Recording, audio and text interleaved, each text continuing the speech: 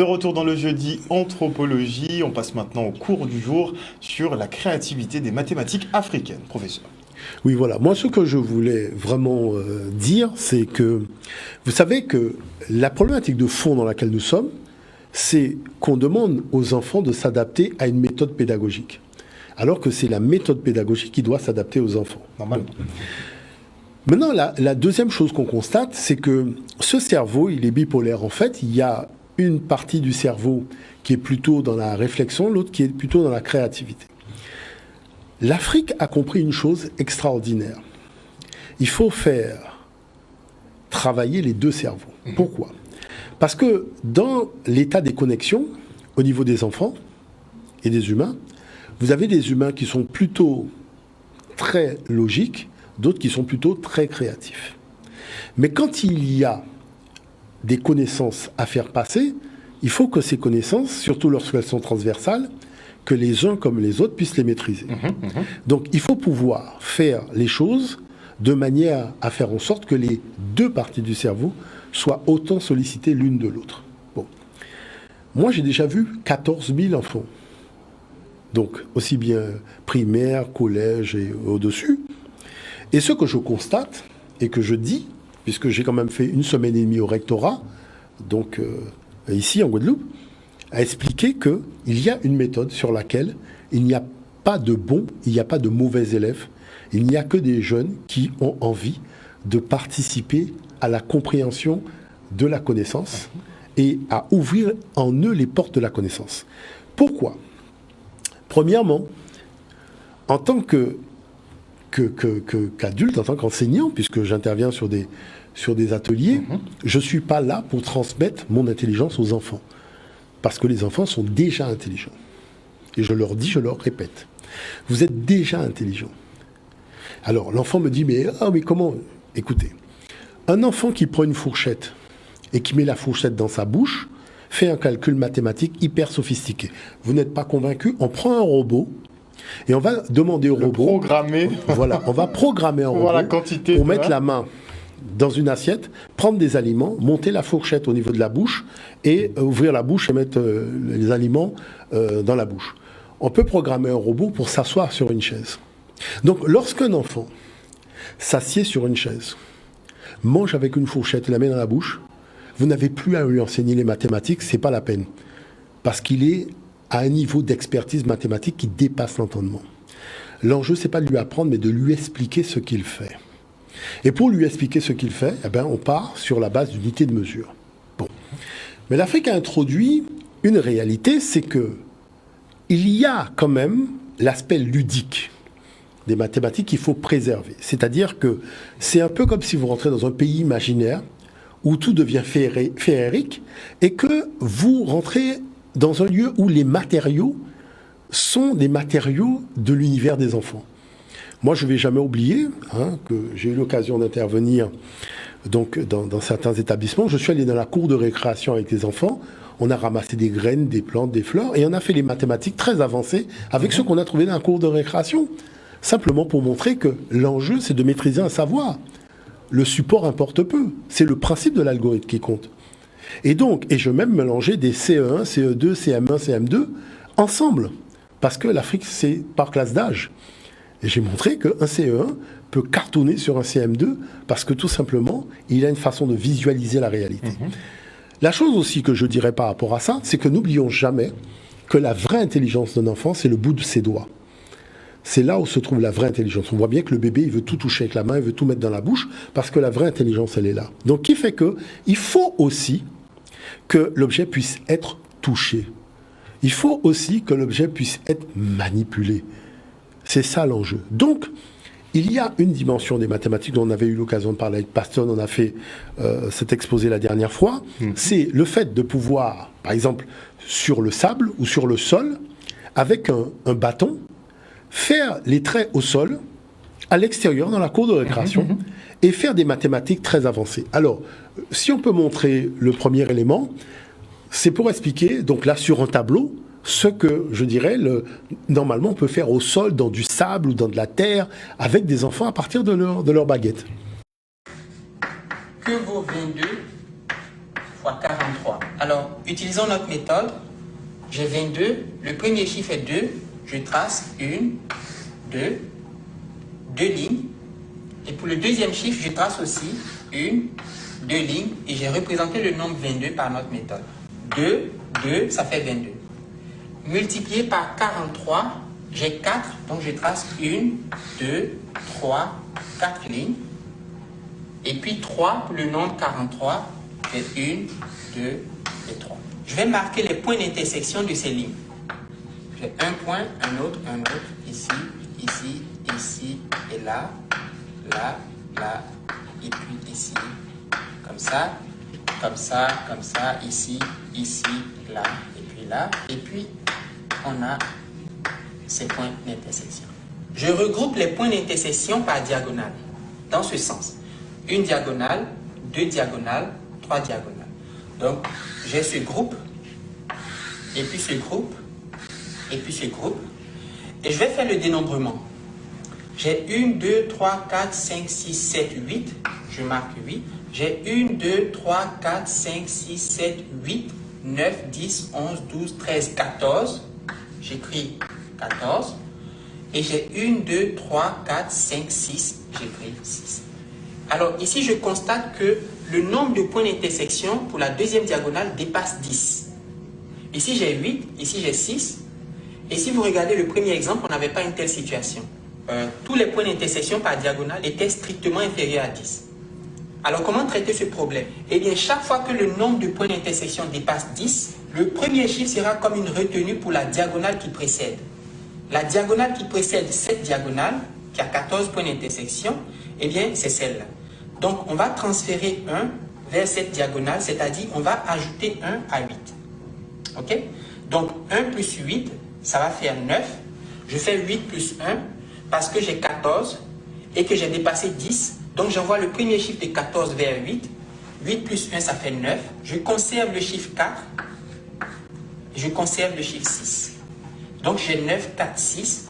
Et par conséquent, 22 fois 43 égale 946. Et si vous n'êtes pas sûr, employons la méthode classique. 22 fois 43. 3 fois 2, ça fait 6. 3 fois 2, 6 encore. 4 fois 2, ça fait 8. 4 fois 2, 8. Je fais la somme. 6 plus 0, ça fait 6. 6 plus 8, ça fait 14. J'écris 4 et je retiens 1. Vous voyez, la retenue dont je parlais, c'est celle-là qui est ajoutée au point d'intersection de la diagonale qui précède. Donc, celle-là précède celle-là. 1 plus 8, ça fait 9. Et 22 fois 43. Un chiffre un peu compliqué.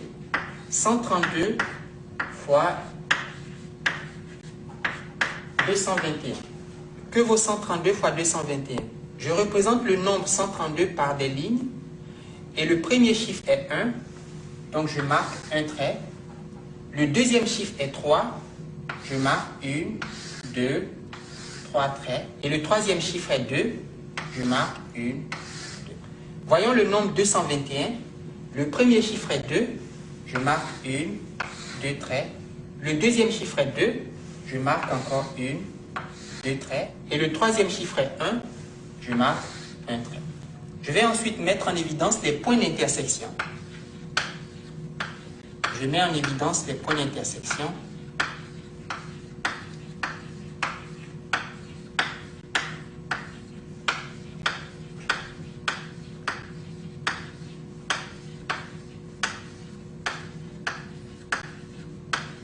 La prochaine étape consiste à regrouper ces points d'intersection par diagonale. Donc, dans ce sens. 1, 2, 3, 4, 5. 1, 2, 3, 4, 5. Par diagonale. Donc, j'ai une diagonale. J'ai une autre diagonale. J'ai une diagonale ici. Et puis une autre. Et puis une dernière. Donc, 1, 2, 3, 4, 5. On dénombre ensuite dans chaque diagonale le nombre de points d'intersection. On dénombre dans chaque diagonale le nombre de points d'intersection. La première diagonale, j'ai 1, 2, je marque 2. La deuxième, j'ai 1, 2, 3, 4, 5, 6, 7, 8, je marque 8. Pour la troisième, j'ai 1, 2, 3, 4, 5, 6, 7, 8, 9, 10, 11. 1 plus 6, ça fait 7. 7 plus 4, ça fait 11. Je marque 11. La quatrième diagonale comporte 1, 2, 3, 4, 5, 6, 7. Je marque 7. Et la dernière diagonale comporte 2 points d'intersection. Donc j'ai 2, 8, 11, 7 et 2. 2, 8, 11, 7 et 2. J'ai un problème ici parce que le nombre de points d'intersection a dépassé 10. Donc j'applique la règle qui dit que si le nombre de points d'intersection dépasse 10, le premier chiffre est transféré comme retenu vers le nombre qui précède. Le chiffre qui précède, c'est 8. Ou si vous voulez, la diagonale qui précède comporte 8 points d'intersection. Donc je vais ajouter 1 à 8. J'ai donc 2, qui reste 2. 8 plus 1, ça fait 9. 1 qui reste tel quel. 7 qui ne bouge pas. Et puis 2 qui reste ainsi. Et au total, on a 2, 9, 1, 7, 2. 2, 9, 1, 7, 2, soit 29 172, égal à 29 172. 132 fois 2, 2, 1, 2, 3, 1, 4, 6, 2, 4, 6, 2, ce qui donne 2, 7, 1 plus 6 ça fait 7, 7 plus 4 ça fait 11, j'écris 1, je retiens 1, 1 plus 2 ça fait 3, 3 plus 6 ça fait 9, et puis 0 plus 2 ça fait, j'ai 29 172. Voilà. Donc vous voyez que les mathématiques du monde primitif, comme disaient certains individus qui avaient un peu perdu la tête à l'époque coloniale, sont étrangement arrimés à une logique universelle des mathématiques. Vous comprenez maintenant pourquoi les chercheurs disaient qu'il y avait des systèmes de cordage de comptage. Et M. Lewis a souligné que c'est très étrange que pour les peuples asiatiques, on ait les cordelettes et les cordages de comptage, y compris pour les Amérindiens, mais pour l'Afrique, on en parle, mais on fait comme si ça n'a jamais existé. Parce que ce que vous voyez là, ça peut être fait avec du cordage de comptage, d'accord, les calculs. Donc, c'est-à-dire que vous pouvez avoir votre cordage à la main, le dérouler, et vous avez les éléments de calcul qui apparaissent dans le cordage de comptage. Vous pouvez le faire aussi avec du bambou. C'est-à-dire vous avez une ramette et quand vous tirez, vous avez l'exercice le résultat, le contrat passé, l'accord passé qui apparaît en tirant simplement les bambous. Donc qui fait que, vous voyez, c'est cela qui fait la diversité de calcul de l'Afrique et c'est ça qui devient intéressant pour l'enfant. Parce qu'il y a un effort de créativité avant de passer à la logique du calcul. Et la logique du calcul rejoint la logique du calcul occidental. Maintenant, la deuxième chose qui est importante, c'est de donner des références. Parce que, vous voyez, les enfants, moi j'ai voyagé à travers le monde, j'ai vu que en Asie, les enfants ont des références quand on parle des sciences dans leur univers historique et culturel. En Europe, c'est la Grèce, d'accord. Pour le monde arabe, c'est Bagdad. Enfin, tout le monde a organisé ses affaires. Il n'y a que nous qui serions suspendus en l'air. Alors, c'est important de rappeler que l'Afrique a eu de grands savants qui ont apporté à l'humanité des connaissances, et ces connaissances sont utilisées jusqu'à aujourd'hui. Et c'est pour ça que c'est important de voir le numéro 1, le premier document, parce que ce sont ces personnages illustres que nous ne devons pas oublier de célébrer quand nous célébrons le génie africain.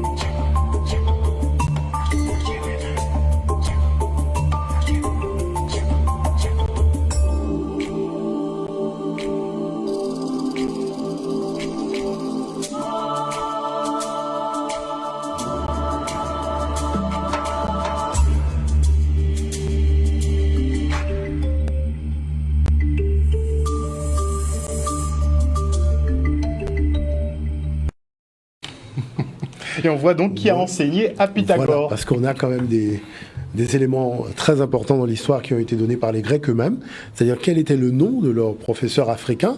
Donc c'est quand même important de le rappeler, puisque ce sont des gens qui sont très peu connus, parce qu'ils ont été les professeurs de Thalès, parce qu'ils ont été les professeurs de Pythagore. Ça fait un petit peu désordre dans cette espèce d'ego occidental, donc on les a tout simplement effacés des tablettes.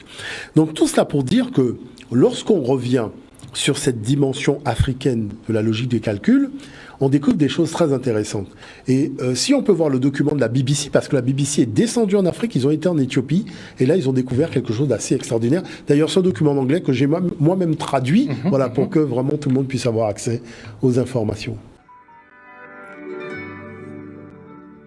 BBC4, notre soirée consacrée aux mathématiques commence par le reportage sur le système de multiplication éthiopien, un système étrange qui ignore certains chiffres et qui en écarte d'autres. En avant pour les multiplications.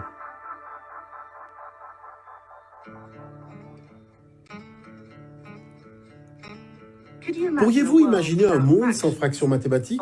Un monde où vous pourriez jeter aux orties votre table de multiplication? Où peut-on trouver un tel monde? Eh bien, en Éthiopie. Depuis des centaines de siècles, les Africains utilisent un système de multiplication à la fois étrange et sophistiqué pour calculer le prix des marchandises sur les marchés implantés dans l'Est de l'Afrique.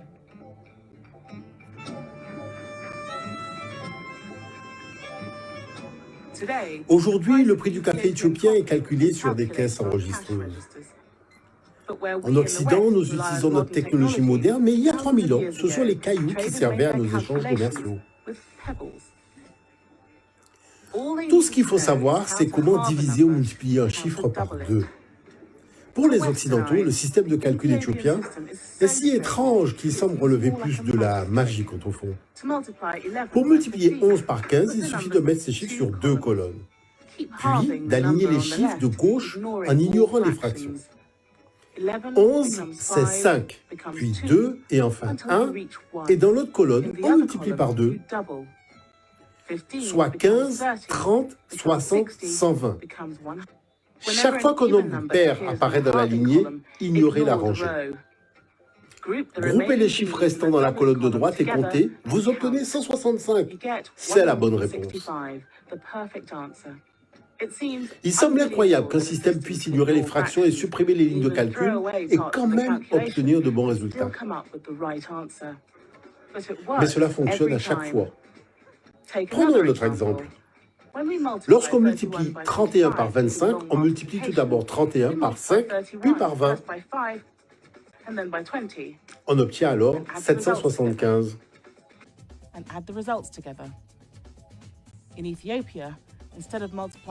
En Éthiopie, au lieu de multiplier par 5, puis par 20, on va multiplier par 1, 8 et 16. C'est une autre façon de concevoir le chiffre 25. En doublant un chiffre, on le multiplie par sa puissance de 2.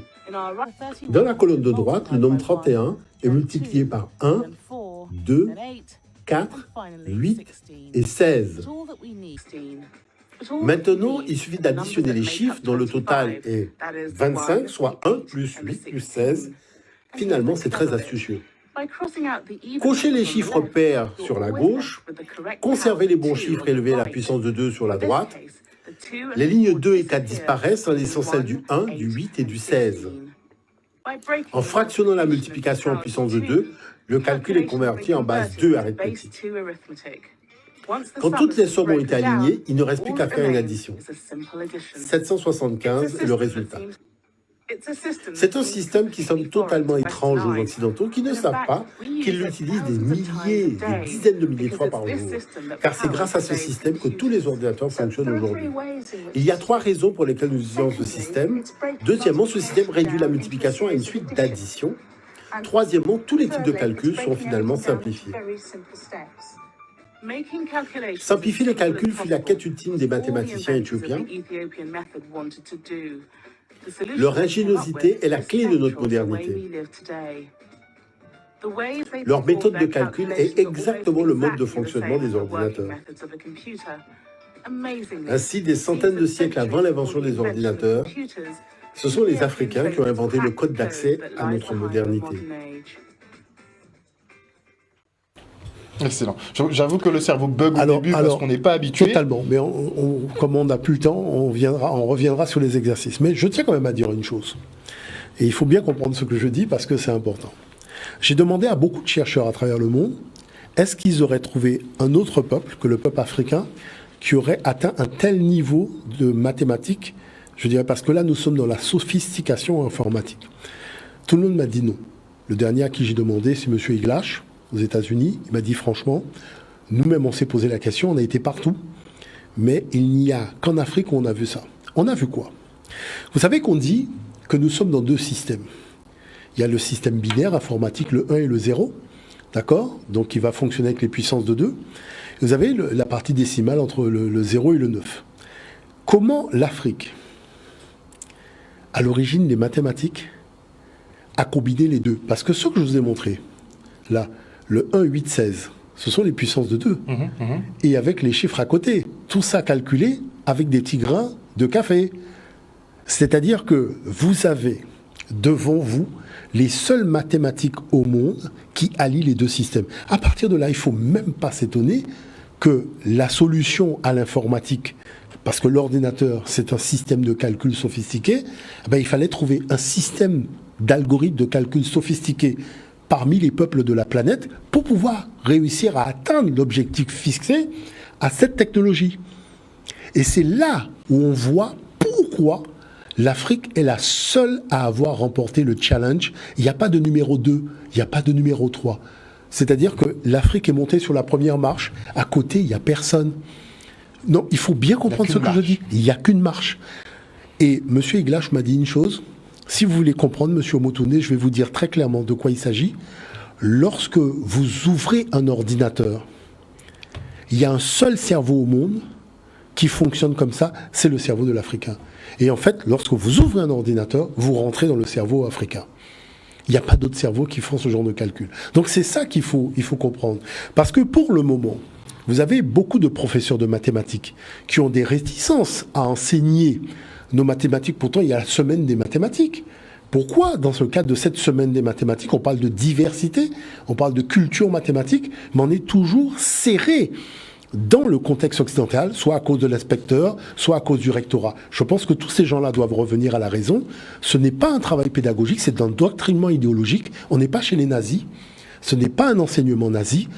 L'éducation nationale doit s'ouvrir à toutes les cultures dans leur expression scientifique. Autrement, ça ne sert à rien de parler d'Hitler au passé. Ça veut dire que tout simplement, on crée des Hitler dans l'histoire quand ça arrange les intérêts occidentaux. Voilà.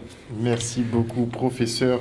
Le cours qui n'est pas terminé justement sur la créativité dans les mathématiques africaines. On poursuivra donc la semaine prochaine. On espère que vous avez passé un bon moment en notre compagnie. Passez une bonne soirée et nous on vous fait des bisous.